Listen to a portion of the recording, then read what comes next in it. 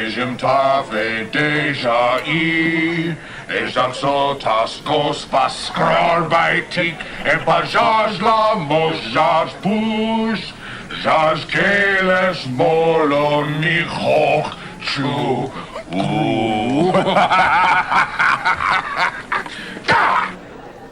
Witch, bring blood wine, as I tell my comrades how I came to be known as Sadrul, Yellowbeard, Gog, and even Pirate.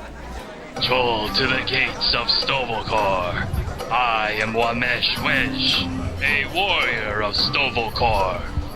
I am Gog, warrior of Sto'vo'kor. And I am Korrath. I too am a warrior of Troubadore. Close them windows, draw them shutters, put them other lights out. Gather close, my fellow warriors, and I'll tell you how I went from a high loft to a low perch in this, my story. Your story? I've heard it before. I think it's the Psalm Ultor song, Destruction of DS9. Quiet down. Even if it's not his story, he tells it well. The Psalm Ultor? Who do you think he heard it from? Cussing our bad luck, my crew and I were transporting prune juice to Roa Pinthe for one of the old cooks that works there. She says it keeps the prisoners regular. Prune juice. It's the only good thing to come out of the Federation. Teh, but we ferment it, makes it better. So there we were, on another routine supply run, when a call for General Assembly came forth over the comm units. War with the Federation had finally been declared. War. There is no other word that can get the heart pounding like it. The Empire had opened with a surprise attack against DS9. The station was understaffed, virtually unprotected. Nonetheless, Starfleet managed to scrape together a dozen ships to defend it. Eager to answer the call for more warships, I beamed up, jettisoned our cargo, and warped to DS9 to join the attack. You dumped your entire cargo? Korrath, prune juice does not go bad floating in space. Ships from all over the Empire rallied to the attack. Even our allies and conscripted agents joined the fray. Garumba and Marauder flew next to Raptor and Negvar. It was a sight that warmed my warrior's heart. With little effort, we drove off the first wave of defenders. But there is little rest for warriors engaged in honorable combat. Another wave dropped out of high warp, right on top of us. It was a mistake. Foolish Federation Queen. We picked them off our hides like Belzadorian fleas. Then we joined our brothers on the promenade to take the station by force. The smell of blood, burnt flesh, and plasma fire filled the air. It was glorious. Security forces repelled our invasion with futility. By Battless and Disruptor, we cleared the way for more warriors to join the battle. A Klingon is a deadly foe in the void of space. But our true deadliness is on the ground, evident by the piles of mutilated corpses that lay at our feet. Death is an experience best shared. Our foothold on the promenade secured, we pillaged the shops and cargo bays for the Empire. In the bank, Starfleet had dug in as the Gorn attempted to rout them. We joined the fight, shoulder to shoulder with the Gorn. With little effort, the bank and its booty was ours. Say what you will about the Gorn, but they fight like demons from Greathor. We turned our attention to the Bajoran Temple next. It was a good time to grab some flesh to fill the Orion slave auctions. At the altar, we found several parishioners praying for mercy. We transported them to my vessel. Oddly, they never arrived on board. They're probably floating in space somewhere between the station and my ship. Transporter accidents. Oh well. Transporter malfunctions are rare. As the fog of war lifted, it revealed a scene any blooded Klingon warrior already knows too well. The air was filled with the smell of drying blood. Somewhere in the distance, the echo of death cries warned that an honorable Klingon warrior was on his way to Sto'vo'kor. This moment of victory was broken by a call for help from one of our Orion allies. They were hard-pressed in the shipyards on the far side of the station. My team and I hustled there, ready for a fight. What we found instead made my blood boil. The Orions were not besieged by the Federation, but by the Romulans. Romulans. The cowardly Patak decided to take advantage of our attack. They stopped to snatch our prize. We stood our ground as waves of them invaded, flashes of disruptive fire, blood splattering off our bathless. The dead supported the living, as the Romulans could barely stand in the gore of their slain kin. Few can stand against a Klingon on the battlefield. After the last Romulan fell to my blade, and the Orion captain had professed her gratitude for her rescue, we returned to my ship to teach these vultures not to steal the glory of conquest from a Klingon. Garg, you and your Orions. Once you go green, you'll know what I mean.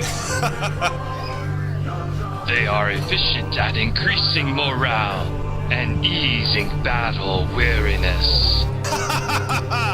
Not everyone has to negotiate with a Ferengi to have a good time. Garg, what happened when you returned to your ship? Battle!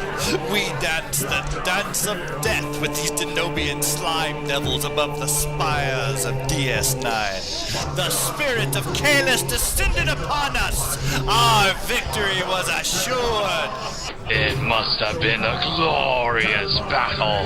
It was. As the last Romulan ship was reduced to smoldering debris, the mighty Federation dispatched yet another fleet to attempt to take back their lost property. Foolish Federation Badak. The burned-out husks of their wrecked vessels joined those of the Romulan. An entire Federation fleet? Just for you, Garg? Waho! You were not there. Curb your tongue, or I will have it removed.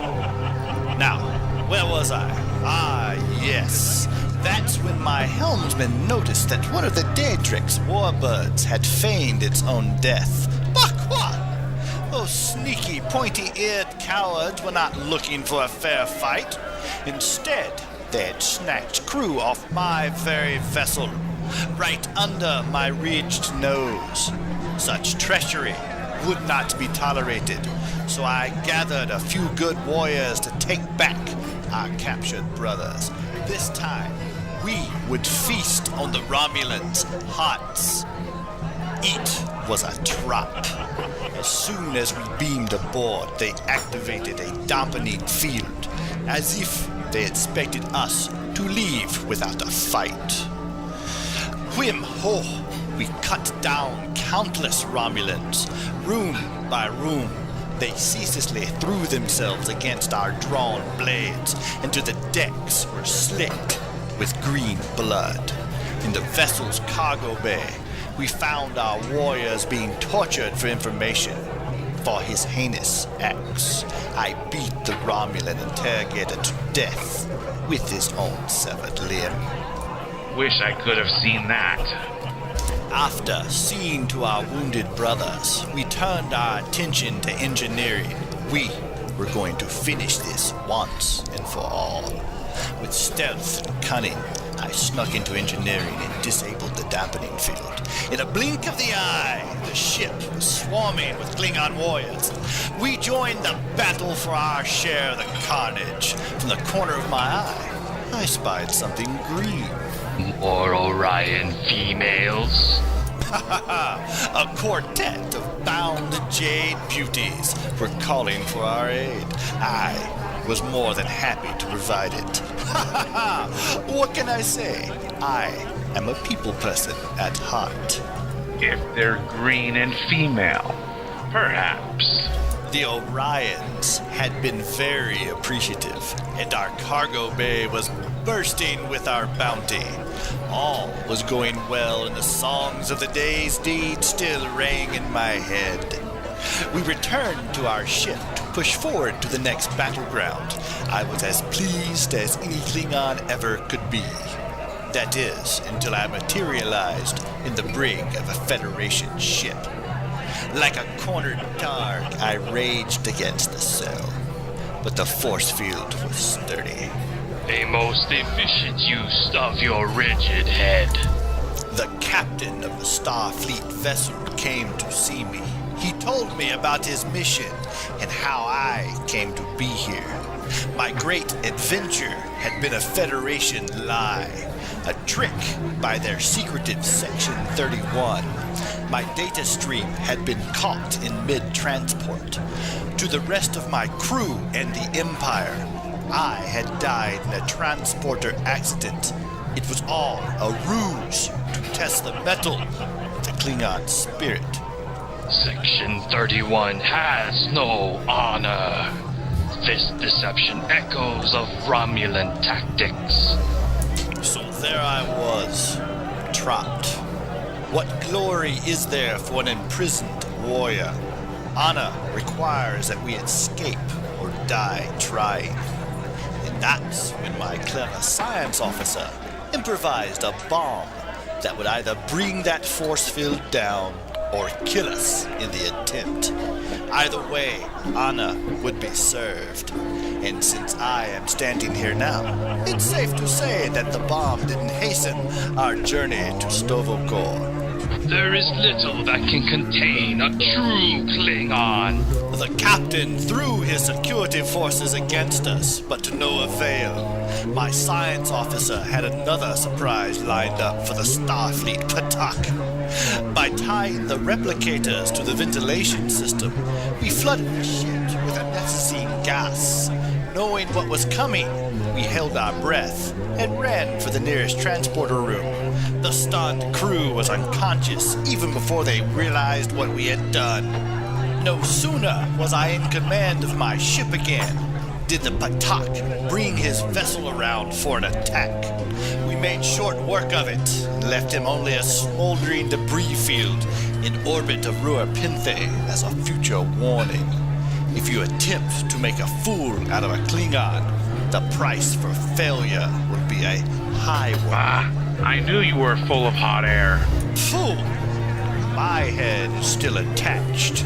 On my honor, it is true and happened exactly as I have described. Story or not, let it be known among all warriors to remain vigilant in service to the Empire, or you shall end up like Gark, a cook. Next week, then? Next week, we will discuss the new weapons, kits, and skills that are being made available to us soon for ground combat. It seems my Queep engineer has finally found the power select option for orbital strike. Think, Galus. Now it doesn't just annoy my targets. Hail us at hosts@gatesofsto'vo'kor.com or leave your mark on our site, gatesofsto'vo'kor.com. And remember what is best in life. Crush your enemies, see them driven before you, and hear their lamentations from Grethor.